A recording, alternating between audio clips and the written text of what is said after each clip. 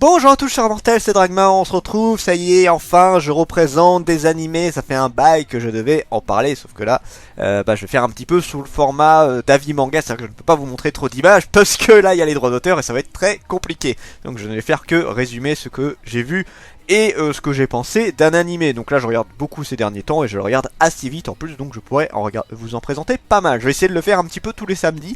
C'est pas sûr à tout le temps que j'y arrive, hein, parce que des fois je regarderai peut-être des animés un peu plus longs, mais on va essayer en partie. Aujourd'hui on parle de Monster Girl Doctor qui est sorti cette année d'ailleurs, c'était en 2020 qu'il est sorti. C'est un shonen médical héroïque fantasy fait par les studios Arvo Animation. Alors pour l'histoire nous suivons Glenn, un jeune médecin humain, hein. En fait c'est une ville où les humains et les monstres humains, voilà, les demi-humains vivent en harmonie, hein. Cette ville a été faite spécialement pour qu'ils y vivent, puisqu'en fait il y a eu une grande guerre qui a duré plusieurs centaines d'années, et au bout d'un moment ils savaient même plus pourquoi ils se faisaient la guerre, et au bout d'un moment ils ont arrêté, ils ont fait voilà, stop, on arrête de se faire la guerre, et on fait la paix. Et maintenant cette ville c'est un petit peu le porte-drapeau de la paix, puisque dans cette ville là tout a été aménagé pour que humains et monstres, et peu importe quel type de demi-humains, c'est à dire des sirènes, des golems, tout ce que tu veux, puissent y vivre sans problème. Glenn du coup qui est un humain, lui a appris la médecine des monstres. Voilà, c'est en fait normalement les humains apprennent un petit peu la médecine humaine, et les monstres vont apprendre la médecine des monstres. Mais lui non, il a été fasciné par les monstres vis-à-vis justement de Safentit, une Lamia qui l'a accompagné une petite partie de son enfance, et en fait il était fasciné par elle, par les monstres, tout ça, et il a décidé d'aller à l'académie et d'apprendre comment soigner les monstres. Voilà, ça va devenir un médecin pour monstres. Et l'histoire va tourner principalement autour de ça. Et en fait au début, moi je me suis dit que ça va être un petit peu à la Monster Musume. En mode, vous savez, le héros qui va rencontrer plein de Monster Girls, ça va être des gags extrêmement cul, tout ça. Et pas du tout. Alors certes le manga est un peu ecchi, mais pas tant que ça, je vais expliquer au fur et à mesure. Donc pour mon avis sur l'anime, ça va se reporter en plusieurs catégories. Bon, je vous le dis, ça ressemble un petit peu aux avis manga, mais un petit peu différent. Pour l'histoire, justement c'est un petit peu le gros truc intéressant de cet animé là, c'est qu'il y a vraiment une histoire. Au début je pensais que ça ressemblerait beaucoup à Monster Musume, mais pas du tout, dans le sens où là il y a vraiment une continuité, chose qu'il n'y a pas dans Monster Musume, où là à chaque fois c'est des petites histoires très random, avec voilà à chaque fois des petits trucs pour qu'il y ait du cul, tout ça. Là, non, pas du tout. Il y a une vraie histoire. Alors c'est un grand mot, hein, vous attendrez pas une histoire de malade, mais il y a vraiment une continuité, et il y a un élément du début, je vais appeler ça comme ça, même si ça s'appelle pas du tout comme ça. En gros, pour l'histoire de base, celle qui a créé la ville, c'est une dragonne, donc une des espèces les plus rares de cet univers-là, hein. Le dragon en général c'est extrêmement rare. C'est elle qui était là déjà pendant la guerre, et après la guerre, elle a décidé, je vais créer cette ville. Et en gros ça tourne plus ou moins à partir d'elle, puisque plusieurs personnes, des humains par exemple fanatiques, voudraient anéantir cette ville pour que ça redevienne qu'une ville humaine. Certains monstres vont un petit peu péter un cap vis-à-vis de ces humains là. Il y en a qui sont du côté de la dragonne et qui veut garder cette paix, hein, également.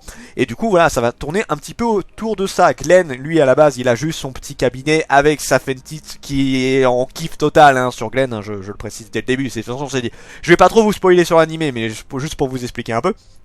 Voilà, qui est vraiment en kiff total sur Glenn, et qui le surprotège à mort parce que il reste mignon, et que du coup il y a pas mal de Monster Girls qui sont très fans de lui. Genre je vais prendre un exemple un petit peu tout con, les arachnides, donc du coup une espèce de Monster Girl avec voilà, corps humain, mais le reste du corps, le bas du corps en araignée, sont extrêmement fans de lui, parce que en fait il y a pas mal de monstres qui apprécient plus les humains, dans le sens où des fois ils trouvent les humains plus dociles, un peu plus faciles à gérer, un peu plus mignons, bref voilà, t'as plein de petits critères comme ça, et du coup souvent il attire sans le vouloir les faveurs de certaines de ces demoiselles.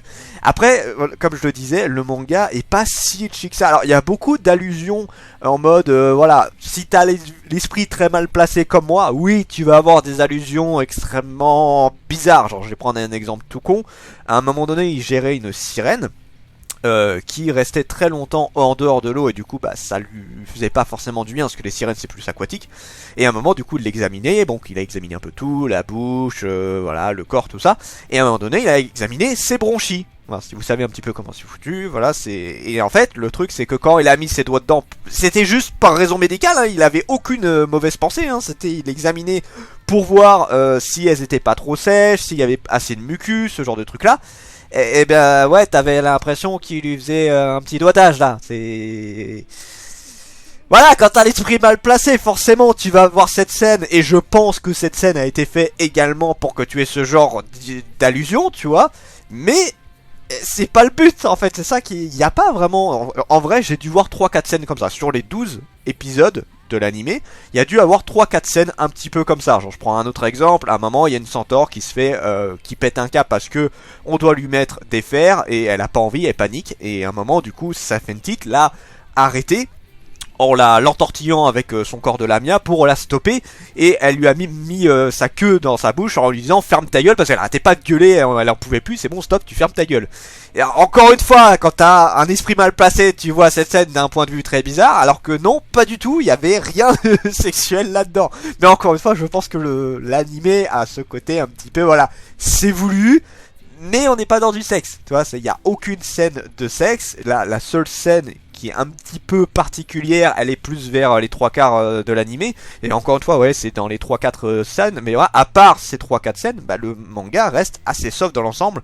Pour du Monster Girl, je m'attendrais à beaucoup plus de ecchi, ce qui est pas du tout le cas. Il reste assez soft hein, dans l'ensemble, il reste assez soft, c'est pas plus mal en soi. Moi j'aime bien le ecchi, mais au moins tout le monde peut le regarder sans trop avoir ce problème de ah c'est que du cul, tout ça. Non, là pour le coup, pas du tout. Hein. S'il y en a qui disent ça, là il y a un problème, je trouve.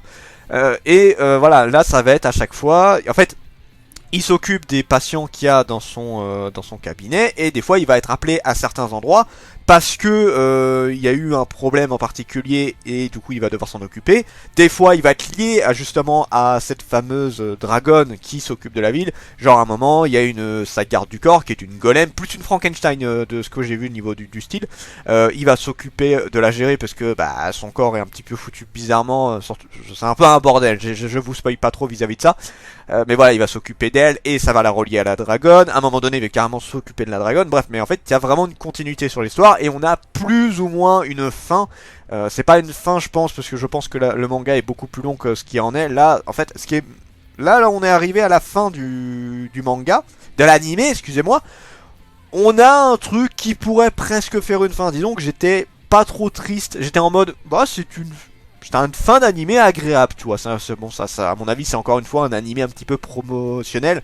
Mais franchement, non, c'était très agréable à regarder. Là, ça, c'est pour l'histoire. Du coup, les personnages, je le redis. Alors, Glenn, même si je l'aime bien, il reste un peu random, je trouve. Voilà, alors, en fait, lui, il est tellement fasciné et concentré quand il fait une auscultation, parce qu'à chaque fois, il est dedans, hein, quand il fait un truc. Et d'ailleurs, ça peut lui porter préjudice, parce que, je le redis, ce mec-là n'a aucune intention malsaine, vraiment aucune. Et le problème c'est que bah des fois il fait son métier, hein, genre il va toucher la poitrine, des trucs du genre, mais des trucs de médecin totalement classiques.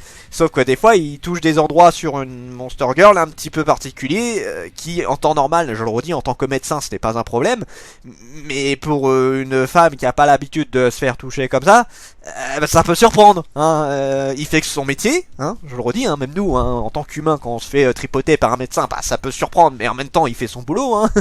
On n'a pas trop le choix. Hein. D'ailleurs, je pense que ça fait partie des rares personnes qu'on tolère à se faire toucher. Bah là, c'est le même principe.